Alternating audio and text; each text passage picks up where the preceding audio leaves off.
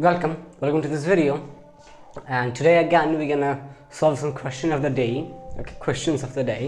So this is the first question. Let's solve it. So the LHS, so we have to prove sine 2x divided by 2 sine x is equal to cosine square x over 2 minus sine square x over 2. This is a very easy problem. You can also solve it on your own. Just try it on your own, give it a whack, and you can also solve it easily. Okay, so how do you solve it? Sine 2x, you can write sine 2x as 2 sine x times cosine x. Okay, so sine 2x is going to be this, 2 sine x, cosine x, and you have to divide it by 2 sine x, and these two will cancel out, and we will be left with cosine x. And again, we can write cosine x in terms of cosine x over 2 as, because we do know the formula of this.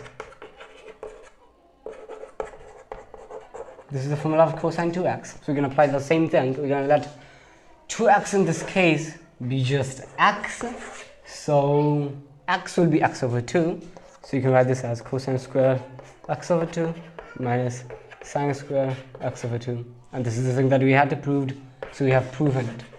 So I told you it's pretty easy. So let's go to the next problem. Okay, now let's try the second problem. So you have sine 4 gamma is equal to 4 sine gamma cosine gamma minus 8 sine cubed gamma cosine gamma. So how do you prove this? Let's write the LHS. LHS is sine 4 gamma. Okay, so the video has been recorded. Yes, you have to prove the LHS.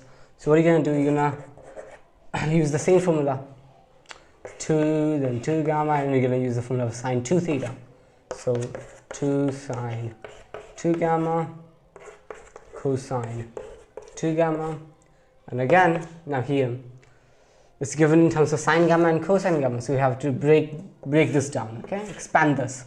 So if expand this out, then this would be 2 sine gamma cosine gamma times cosine 2 gamma will be, okay, wait a minute, you have to write in terms of 2 sine gamma, so this is 4 sine gamma, this should be here, it means 1 at the front, so I can write this as 1 minus 2 sine square gamma, because cosine 2x, this is the formula. Okay, what is the formula, and why did I choose this? Because if you multiply this, distribute this into this, then you're going to get this thing. Okay, that's why. So this will be 4 sine gamma cosine gamma, okay, and minus, multiply this into this, so it will be 8 sine squared times sine will give you sine cubed gamma cosine gamma, and this is the thing we have just proven. Okay, so you have the thing that we wanted to prove here proved. Okay, so this is how you do it. This was again also easy. Let's try the next one. Okay, so now let's try this problem. How do you solve it? So let's start with the LHS. LHS is sine 2 alpha cosine 2 alpha is equal to this thing over right here. Okay, this thing right over here. So sine 2 alpha is as it is. So we're going to change sine 2 alpha. Instead, cosine 2 alpha should be changed, because yeah, we have here this thing, and it's sine 2 alpha multiplied, means 1 should be there, and then the expanded form of cosine 2 alpha, 2 sine square alpha.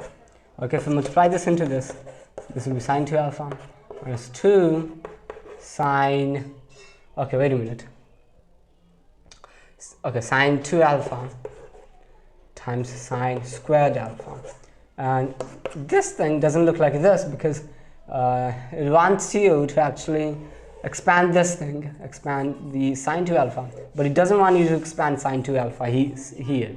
So this becomes sine 2 alpha minus 2, and so this sine 2 alpha becomes 2 sine alpha cosine alpha sine squared alpha, and now this becomes sine 2 alpha minus 4, and sine alpha here and sine squared alpha gets multiplied, so it becomes sine cubed alpha cosine alpha, and this is the thing you had been wanting to prove.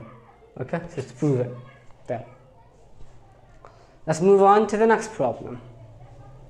So today's problems are easy ones, okay? They're not that hard. Okay, so now let's go to the next problem.